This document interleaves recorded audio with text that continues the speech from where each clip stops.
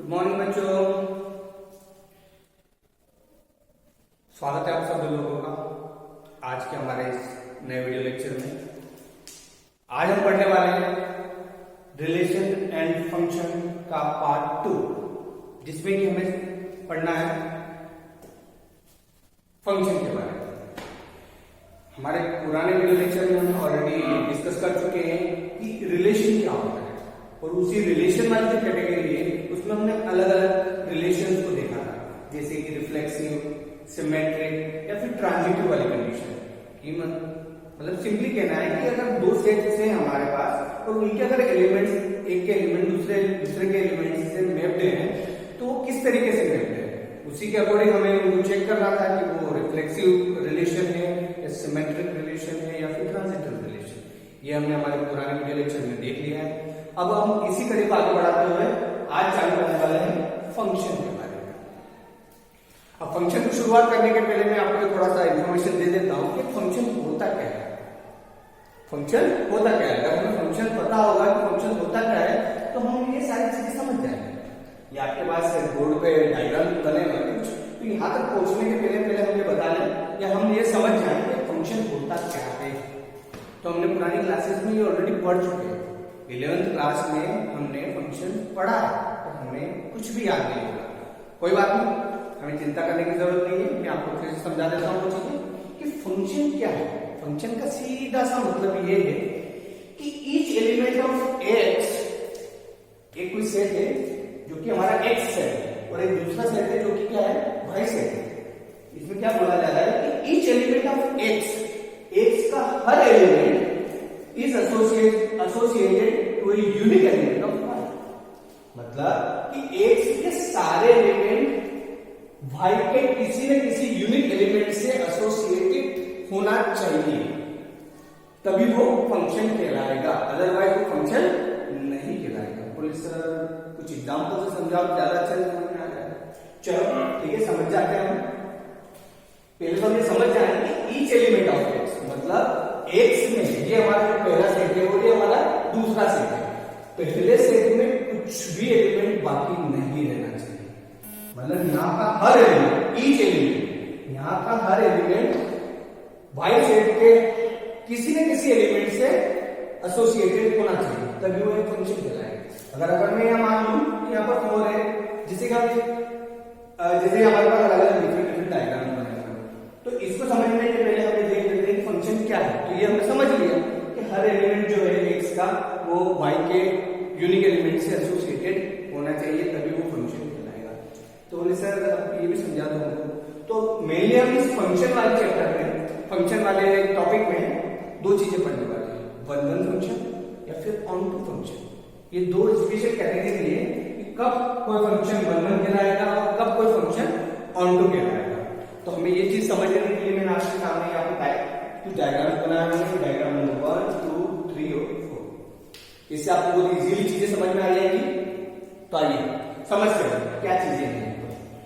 चलो सबसे पहला वाला डायग्राम जिसको रिप्रेजेंट किया गया है f1 फंक्शन, मतलब ये एक फंक्शन है जिसमें कि हमारे पास दो डिफरेंट सेट्स हैं और उनके जो एलिमेंट्स हैं वो कहीं ना कहीं सामने वाले हैं किसी दूसरे सेट के एलिमेंट से मैप्ड है। तो किस तरीके से मैप्ड है उसी के हिसाब से, मतलब कि एक सेट के एलिमेंट दूसरे सेट के एलिमेंट से किस वे में मैप्ड है, उसी वे के अकॉर्डिंग हम इनका मतलब क्या बोल सकते हैं, नामकरण करेंगे कि 1 है कि ऑन टू है या फिर मेनी 1 है या एन 2 है, ऐसे बहुत सारी कैटेगरीज है। तो हम ये देखें कि सबसे पहला डायग्राम हमें क्या बताता है कि हम यहाँ देख रहे हैं कि जो 1 पहला एलिमेंट जो एक्स का है उसकी कहीं ना कहीं हमें यहाँ पर एक इमेज मिल रही है जो कि क्या है, ए से। मतलब हम अगर सिंपली से राइट डाउन करें तो हम देखते हैं कि 1 की जो इमेज है वो ए है। वैसे अगर हम सेकंड एलिमेंट को देखें 2, तो 2 की जो इमेज है वो बी है। वैसे हम 3 को देखें तो 3 की जो इमेज है वो डी है और जो 4 है उसकी इमेज कहीं ना कहीं सी है। मतलब यहाँ का हर एलिमेंट, उसकी हर एलिमेंट की अपनी अपनी कोई एक डिफरेंट इमेज है। तो इस तरह का फंक्शन हमें क्या कहलाता है, इस तरह का फंक्शन हम किस कैटेगरी के अंदर आता है, 1 फंक्शन। क्यों? क्योंकि यहाँ का हर सिंगल एलिमेंट की एक सिंगल इमेज है। ठीक है। तो इस तरह का जो फंक्शन है, अगर हमारे पास डिस्टिंक्ट एलिमेंट है, डिस्टिंक्ट एलिमेंट की डिस्टिंक्ट इमेज है, डिस्टिंक्ट एलिमेंट की ये वाला जो पोर्शन होता है, जो y वाला सेट होता है, उसमें क्या होती है, इमेज होती है, और यहाँ पर वो उसका जिसकी इमेज होती है वो क्या होता है। तो इस 1 की इमेज क्या है, a है, 2 की इमेज b है, 3 की इमेज d है, और 4 की इमेज c है। मतलब हर अलग अलग एलिमेंट के लिए अलग अलग इमेज यहाँ पर अवेलेबल है। तो इस तरह का जो फंक्शन है वो हमारा क्या कहलाता है, 1-1 फंक्शन। ठीक है सर, बोले दूसरे वाले को समझा देते हैं। तो ये वाला किस तरह का फंक्शन हो गया हमारा 1-1, पहला वाला जो है ये 1-1 है। ठीक है, सेकंड डायग्राम में देखते हैं। सेकंड डायग्राम में हम क्या देखते हैं, तो थोड़ा सा डिफरेंस है कि जो 1 एलिमेंट है, फर्स्ट वाला जो 1 एलिमेंट है उसकी इमेज b है, जो 2 एलिमेंट है उसकी भी इमेज b है। देख रहे हो, थोड़ा सा डिफरेंस जो समझ में आ रहा है कि 1 की इमेज जो है वो b है, और 2 की भी इमेज b है, 3 की इमेज c है, 4 की इमेज d है। तो हमें यहाँ क्या चीज देखते हैं कि यहाँ पर 2 एलिमेंट जो कि x में है उसकी सेम इमेज है, मतलब 2 डिफरेंट एलिमेंट की सेम इमेज हमको y में मिल रही है। तो इस तरह का फंक्शन क्या कर रहा है, इस तरह का फंक्शन को या तो सिंपली बोल दो कि ये नॉट 1-1 है, ये 1-1 था तो ये क्या है, नॉट 1-1। मैं इसको लिखूं मैं कि क्या है, इस तरह का फंक्शन है नॉट 1-1। तो अगर नॉट 1-1 है तो इसका दूसरा नाम भी होगा, तो हम बात में देखते हैं। चलो थर्ड वाली कैटेगरी में चलते हैं कि थर्ड वाली कैटेगरी हमको क्या बोलते हैं कि यहाँ पर देखो सेम ऐसे कुछ हो रहा है, यहाँ पर 2 एलिमेंट है x के, उसकी सेम इमेज यहाँ पर मिल रही है, 3 की b है, 4 की c। तो बोले सर ये वाला फंक्शन किस तरह का कहलाएगा, ये वाला फंक्शन हम किस तरह का कैटेगरी में लेंगे, ये भी कुछ ना कुछ 1-1 तो नहीं है, क्योंकि 1-1 नहीं, क्योंकि यहाँ पर 2 एलिमेंट की इमेज सिंगल एलिमेंट है। पर अगर ये 1-1 नहीं है तो ये दूसरा है, इसका नाम क्या है, ऑनटू। बोले सर ऑनटू क्यों है, हमें कुछ समझ नहीं आया। तो ठीक है, आ जाएगा समझ में, मैं थोड़ा सा एक जनरल एक्सप्लेनेशन आपको दे रहा हूँ, आपको ये चीजें समझ में आ जाएगी कि 1-1 वाली कैटेगरी के लिए हमारे सबसे पहले रिक्वायरमेंट क्या होती है, हर अलग अलग एलिमेंट की, हर डिस्टिंक्ट एलिमेंट की डिस्टिंक्ट इमेज होना चाहिए। ठीक है, तो 1-1। अब अगर कोई 2 एलिमेंट के अगर सेम इमेज मिल रही है, जैसे यहाँ कैटेगरी यहाँ कैटेगरी, तो ये दोनों जो है ये 1-1 नहीं कहलाएगा, ये 1-1 नहीं है, ये भी 1-1 नहीं है, ये भी 1-1, पर ये ऑनटू है। कौन सा फंक्शन है, ये ऑनटू है, पर ये ऑनटू नहीं है। उसके पीछे क्या कारण है मैं अभी आपको बता दूं कि ये ऑनटू के दिया आपने सब तो इसको भी ऑनटू बोल रहा था, नहीं ये ऑनटू नहीं है। ठीक है, तो अब लास्ट कैटेगरी और अब समझ लेते, यहाँ पर भी क्या हो रहा है कि 1 जो है उसका इमेज b, 2 जो है उसका इमेज c, 3 का इमेज a और 4 का इमेज d। मतलब यहाँ पर हर अलग अलग एलिमेंट की अलग अलग इमेज है। मतलब ये वाला कौन सा फंक्शन हो गया हमारा 1-1 अगेन। मतलब इन चारों डायग्राम्स में हमने क्या देखा कि जो नंबर 1 है पहला वाला डायग्राम और फोर्थ डायग्राम, ये हमें क्या रिप्रेजेंट कर रहा है, किस तरह के फंक्शन रिप्रेजेंट कर रहा है, 1-1 फंक्शन, क्योंकि यहाँ पर हर x के डिफरेंट एलिमेंट की इमेज डिफरेंट डिफरेंट मिल रही है। पर ये दोनों 1-1 नहीं है, अभी दोनों 1-1 नहीं है, ये 1-2 है। तो बोले सर इसका क्या है, तो इसको हम समझते हैं कि ये अगर 1-2 है तो ये 1-2 क्यों नहीं है। उसके पीछे कारण ये कि एक फंक्शन ऑनटू कब कहलाएगा, ऑनटू वाली जो कंडीशन है उसमें हमें किस चीज को चेक करना है, सेकंड सेट, इस वाले, फर्स्ट वाले को नहीं चेक करना है, हमको सेकंड वाले सेट को चेक करना है। तो बोले सेकंड वाले सेट में क्या चेक करना है, तो सेकंड वाले सेट में हम जैसे सेकंड डायग्राम को देखें तो इस सेकंड डायग्राम में ठीक है इस 1 और 2 की इमेज b थी, 3 की इमेज c थी, 4 की इमेज d थी। पर एक चीज यहाँ पर थी कि यहाँ पर e के लिए, f के लिए या फिर a के लिए इधर कोई एलिमेंट है ही नहीं। E, F और A इनके लिए इस X में कोई एलिमेंट नहीं है, ठीक है ना, ये एक्चुअल में इमेज है, पर इन इमेज के लिए इधर कोई एलिमेंट है ही नहीं। तो अगर कोई इस तरह से बन जाता है तो वो हमारा फंक्शन कैसा कहलाता है, ऑनटू फंक्शन कहलाता है, ऑनटू फंक्शन नहीं कहलाता। अगर यहाँ पर कोई एलिमेंट बच जाते हैं तो ये ऑनटू नहीं कहलाएगा, नॉट ऑनटू। क्या कहलाएगा, नॉट ऑनटू। मतलब इधर तो नहीं बचना चाहिए पर इधर भी नहीं बचना चाहिए। अगर इधर कुछ चीजें बच जाती है जिनकी एसोसिएट जिससे मतलब जिसके एसोसिएटेड एलिमेंट इधर ये ऑन टू नहीं है, पर ये ऑन टू नहीं है, ये ऑन टू क्यों है? क्योंकि यहाँ पर देखो ए के लिए भी एलिमेंट अवेलेबल है, बी के लिए भी अवेलेबल है, सी के लिए भी अवेलेबल है, कोई भी एलिमेंट यहाँ पर खाली बाकी नहीं रह जाता है, मतलब कुछ भी यहाँ पर बाकी नहीं है। तो ये किस तरह का फंक्शन हो गया हमारा? ऑन टू हो गया। तो बोले सर इसका, तो इसमें भी सेम ऐसा ही है कि ई और एफ के लिए, इन दोनों के लिए यहाँ पर कुछ भी अवेलेबल नहीं है, तो ये भी किस तरह का होगा? ऑन टू नहीं है, ऑन टू नहीं है बट वन वन जरूर है, वन वन है पर ऑन टू नहीं है। और ये जो चौथा वाला है क्लियरली आपको दिख रहा है कि किस तरह का फंक्शन है? वन वन फंक्शन है। तो हमको अब ये चीजें समझ में आ गई होगी कि हमारा जो थर्ड और फोर्थ है, थर्ड और ये फोर्थ वाला, ये वाला कौन टू फंक्शन है?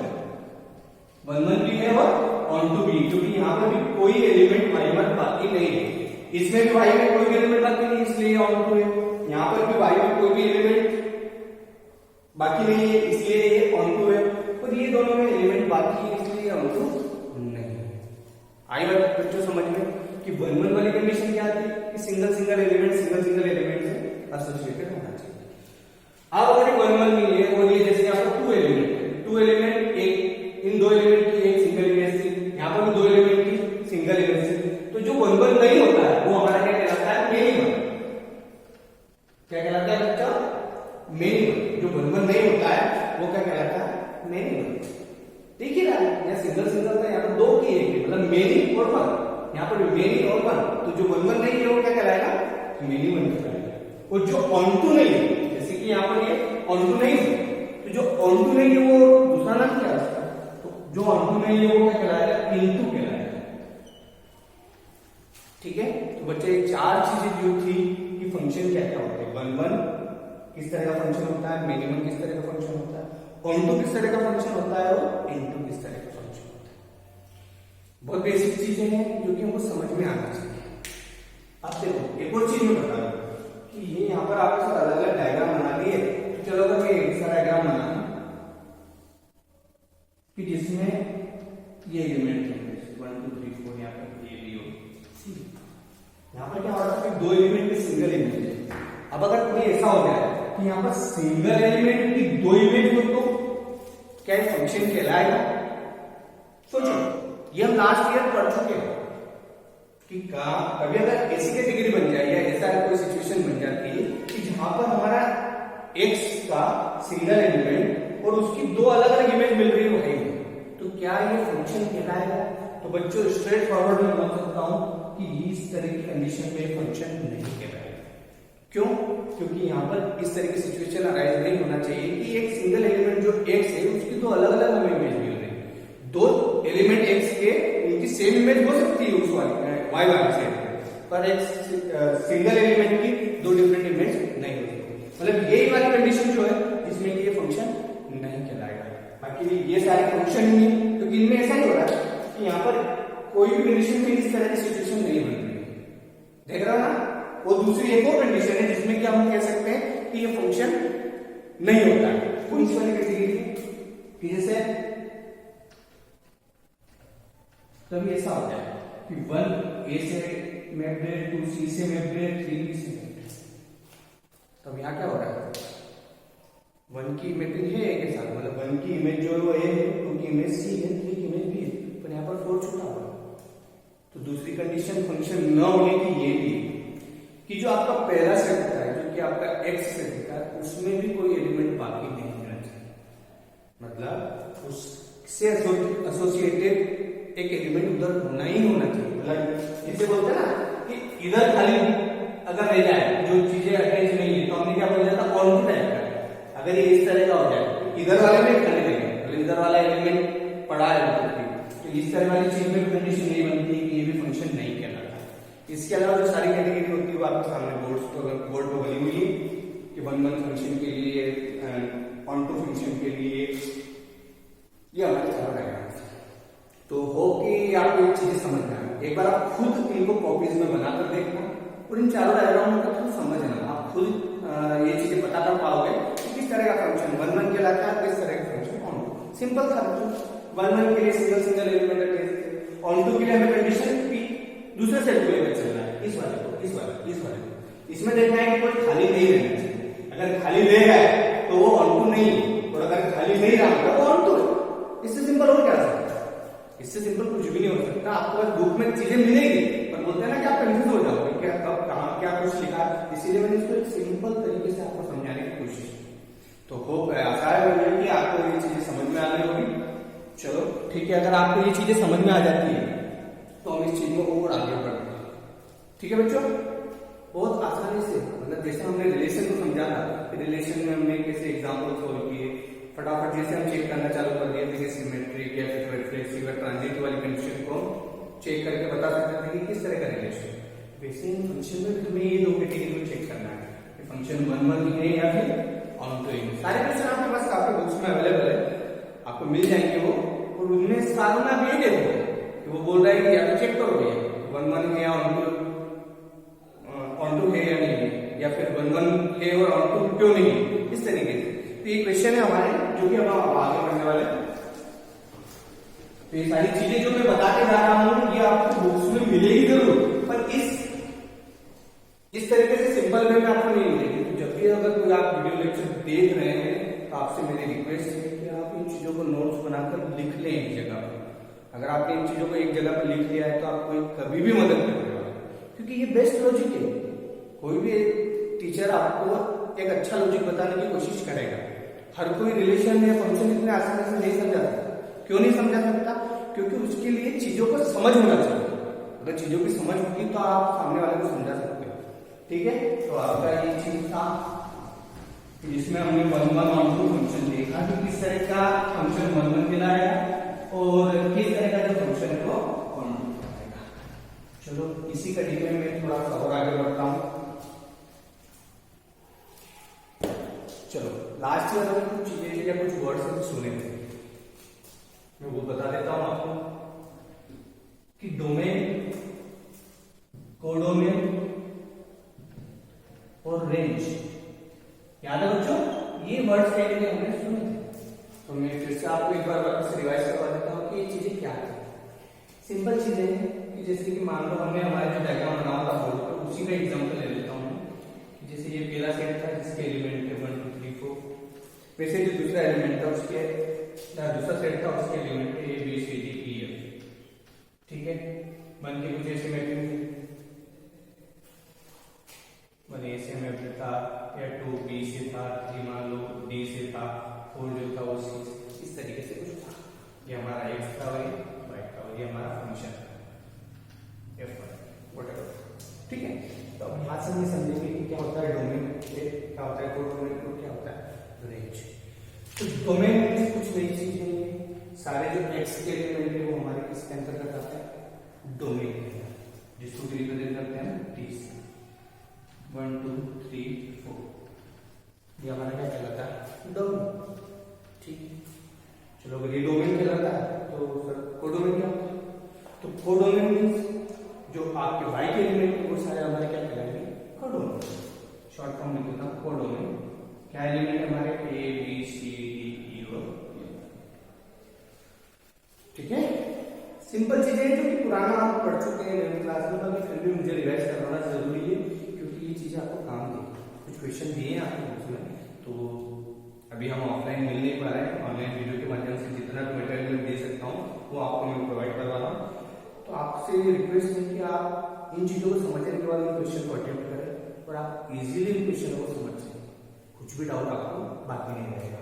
तो डोमेन क्या होता है? सारे X के एलिमेंट। कोडोमेन क्या है? सारे Y के एलिमेंट। तो बोले सर रेंज क्या होता है?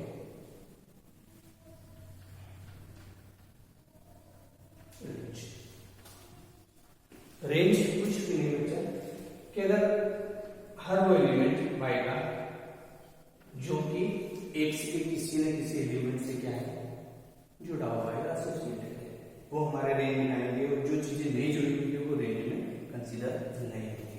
तो यहाँ पर अगर हम रेंज की बात करें तो हमारी रेंज क्या हो जाएगी? A B C और D। ठीक है, तो एक बेसिक आइडिया था, उसको बताना जरूरी था, मैंने आप लोगों को बताया। तो अब इसी चीज को हम और आगे बढ़ाते हैं, एक एग्जाम्पल के थ्रू हम कुछ चीजें समझने की कोशिश करते हैं। ठीक है बच्चों, अभी तक हमने क्या देखा है कि एक फंक्शन जिसकी अलग अलग कैटेगरी थी कि कौन सा फंक्शन ऑन टू कहलाएगा, कब फंक्शन 1 1 कहलाएगा, कब फंक्शन मिनिमम कहलाएगा, कब फंक्शन इनटू कहलाएगा। तो हमने एक बेसिक आइडिया आपके सामने रखा और आप वो चीजें समझ भी गए, ठीक है। अब उसी को क्वेश्चन सॉल्व करके समझेंगे। क्वेश्चन में अगर हमारे पास आता है कि ये चेक करो कि ये फंक्शन ऑन टू है या वन वन है, तो उस कंडीशन में हम कैसे करेंगे। तो एक बहुत ही छोटा सा एग्जांपल मैं आपके सामने रखता हूं।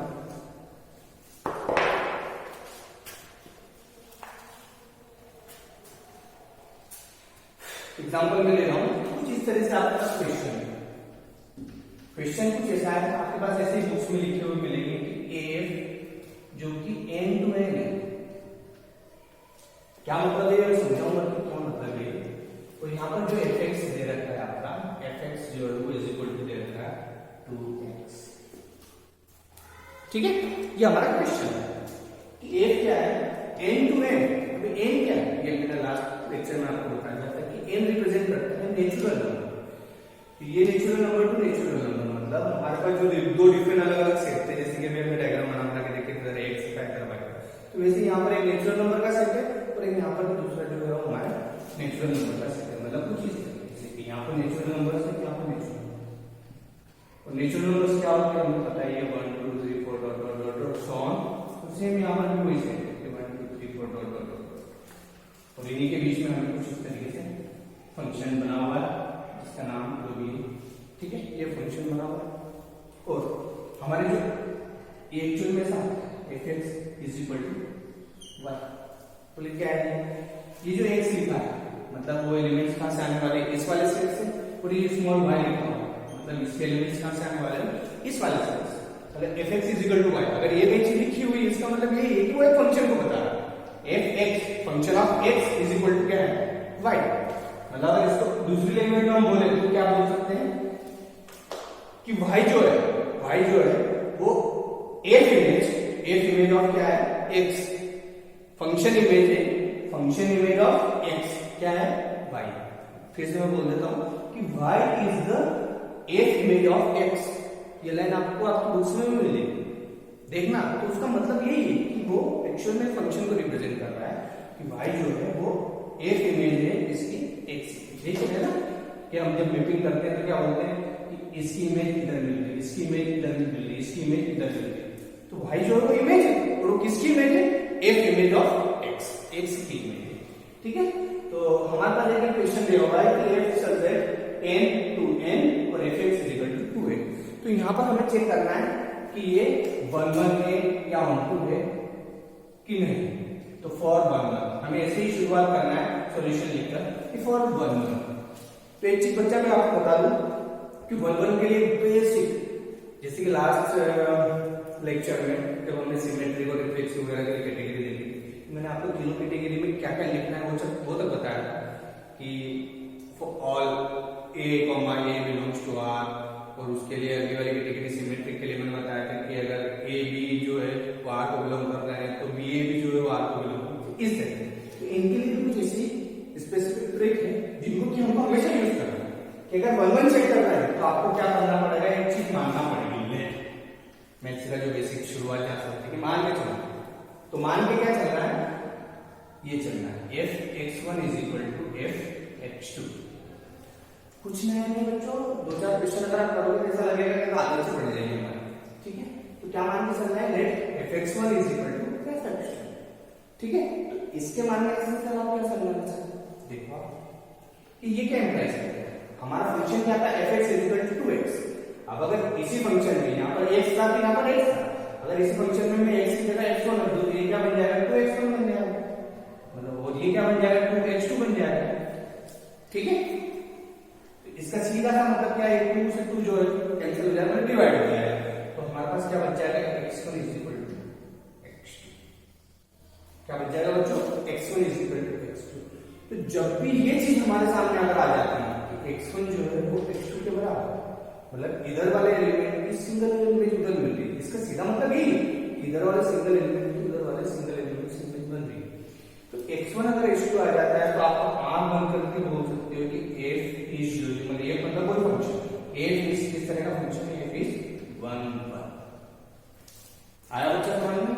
ये हमको हर क्वेश्चन में आपको देखने को मिलेगा और यही हमें करना भी कि क्या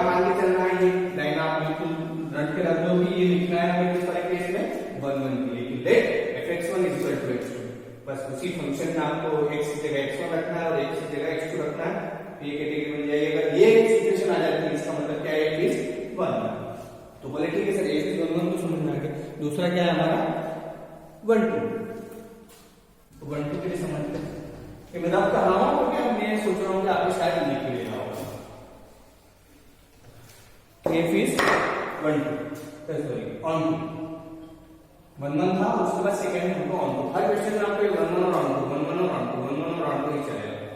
तो फॉर ऑन 2 के लिए, तो ऑन 2 के लिए भी ट्रिक है कि इसमें भी कुछ मान के समझना, और इसमें मानना जैसे वहां पर क्या माना था हमने fx1 is equal to fx2, यहां पर हमको मान के चलना है let fx is equal to y। क्या मान के चलना है बेटा, a पावर ये हमको यहां पर मान के चलना है कि fx इज इक्वल टू, तो बोलिए इससे क्या होगा, इससे ये होने वाला है कि हमारा f ये हो जाएगा 2x इक्वल टू y। तो इसका सीधा सा मतलब हो जाएगा, हमें निकालना है सिर्फ x की वैल्यू, तो x की वैल्यू इसके इक्वल हो जाएगी y डिवाइडेड बाय, इस सिचुएशन हमको देखे आना है, x की वैल्यू एक तरफ रखना है और बाकी जो सारा मटेरियल है वो y के साथ है। अब हम क्या करेंगे कि यहाँ पर अलग अलग वैल्यूज के लिए चीजें चेक करेंगे। ये हमारा सेट किस तरह का है, नेचुरल नंबर हमें पता है 1 2 3 4 and so on dot dot चलता रहेगा, और यहाँ पर भी कुछ इस तरह का है। चलो हम एक वैल्यू यहाँ पर रखने की कोशिश करें। अगर हम y की वैल्यू 1 रखते हैं, मतलब इस वाले सेट से अगर हमने 1 लिया, तो ये क्या हो जाएगा, x की वैल्यू क्या हो जाएगी 1/2। मतलब जस्ट सबसे बेसिक चीज ये है कि अगर for y is equal to 1, for y is equal to 1, y जैसे मैंने 1 रखा तो x की वैल्यू क्या बन गई, x इज इक्वल टू 1/2 हो गई बच्चों। तो क्या 1/2 बिलोंग करेगा नेचुरल नंबर से, क्या 1/2 नेचुरल नंबर को बिलोंग करता है। x की वैल्यू क्या है 1/2, क्या इस 1/2 के सेट में हमें कभी मिल सकता है, नहीं मिलेगा, पॉसिबल ही नहीं, not belongs to natural number, क्योंकि 1/2 किस तरह का नंबर है, रियल नंबर, वो नेचुरल नंबर की कैटेगरी में नहीं आता है। तो हम अगर y की अलग अलग वैल्यूज रखते हैं तो हमें क्या मिलता है, सबसे पहले जब भी यही चीज करना होगा ऑनटू वाली कंडीशन चेक करना है, तो कंडीशन चेक सही के लिए नहीं करना है, तो उसका गलत कि कब वो गलत साबित हो जाए उसके लिए चेक करना है कि गलत क्या है, कि हमने जैसे x y की वैल्यू 1 रखी, y की वैल्यू 1 रखी, तो x की वैल्यू 1/2 होगी, जो कि पॉसिबल है ही नहीं। अगर पॉसिबल नहीं है तो किस तरह का फंक्शन हो गया है, किस तरह का फंक्शन हो गया बच्चों, x is not equal, sorry क्या था, y इज इक्वल टू, तो ये किस तरह का, मतलब ये ऑन टू हो गया नहीं हो गया, तो f is not onto, f is not onto, ये जो फंक्शन है वो ऑन टू नहीं, क्यों नहीं है, क्योंकि हमने पहले ही देख लिया कि जैसे मान लो था हमने x की y की वैल्यू 1 रखी, तो इधर हमें उसके रिगार्ड में यहाँ पर क्या चाहिए 1/2, जो कि यहाँ पर पॉसिबल है ही नहीं, है ही नहीं, मतलब ये वाला एलिमेंट खाली पड़ा हो। जैसे ऑन के लिए हमने देखा था ना कि जो y वाला जो सेट है उसमें कुछ भी खाली नहीं रहना चाहिए, मतलब हमने तो पहला ही कंडीशन रखी और पता चला कि खाली, उसके लिए यहाँ पर कुछ भी नहीं मिलेगा, मतलब वो उस 1 इमेज के लिए x में कोई एलिमेंट है ही नहीं, तो इसका सीधा सा मतलब है कि फंक्शन कैसा है, ऑन टू नहीं। आई बात समझ। तो आज हमने जो चीजें पढ़ी है तो आप एक बार खुद से कॉपी पर लिख कर और 1 बाय 1 समझना, क्योंकि मैं और क्वेश्चन अगर कराऊंगा तो आपको खिचड़ी बनने लग जाएगी, और मैं ये कभी नहीं चाहूंगा। मैं तो सिर्फ ये चाहता हूं आप लोगों से कि जो भी हमने फंक्शन के बारे में समझा है कि 4 को हमारा अलग अलग फंक्शन होते हैं, 1 function, onto function, minimum और इनटू फंक्शन। मेनली हमें खाली दो को ही समझना है, 1 1 और ऑन टू। तो 1 1 के लिए क्या कंडीशन थी, फिर से मैं बता देता हूँ। 1 1 के लिए जो कंडीशन थी, मतलब हर डिस्टिंक्ट एलिमेंट जो कि x में है उसके लिए हर डिस्टिंक्ट इमेज हमें मिल रही है कहां पर, y में। तो 1 1 था। दूसरा था ऑन टू, तो ऑन टू वाली कंडीशन में हमको इस सेट को चाहिए कि इसके इसमें जो एलिमेंट अवेलेबल है उसके लिए करस्पॉन्डिंग एलिमेंट यहां पर होना चाहिए, अगर नहीं है तो वो नॉट ऑन टू है, अगर है तो वो ऑन टू। ठीक है बच्चों, तो आप कुछ क्वेश्चन को आपके तरीके से सॉल्व करना, तो हम एक और लेक्चर इसमें लेंगे जिसमें कि मैं इसी चीज को और आगे बढ़ाऊंगा। अभी हमने सिर्फ एक एग्जाम्पल समझा है और उसके पहले मैंने आपको थोड़ी सी बेसिक डिटेल दी थी, तो वो बेसिक डिटेल नहीं है, वो एक्चुअल में आपको जरूरी डिटेल है। ठीक है, ये आपका पहला क्वेश्चन मैंने दोहराने की कोशिश की है। अब मैं नेक्स्ट वीडियो लेक्चर लेके आऊंगा जिसमें कि आपको इसी चीज को मैं कंटिन्यू करूंगा। तब तक के लिए धन्यवाद। आप पढ़ते रहिए। Thank you so much.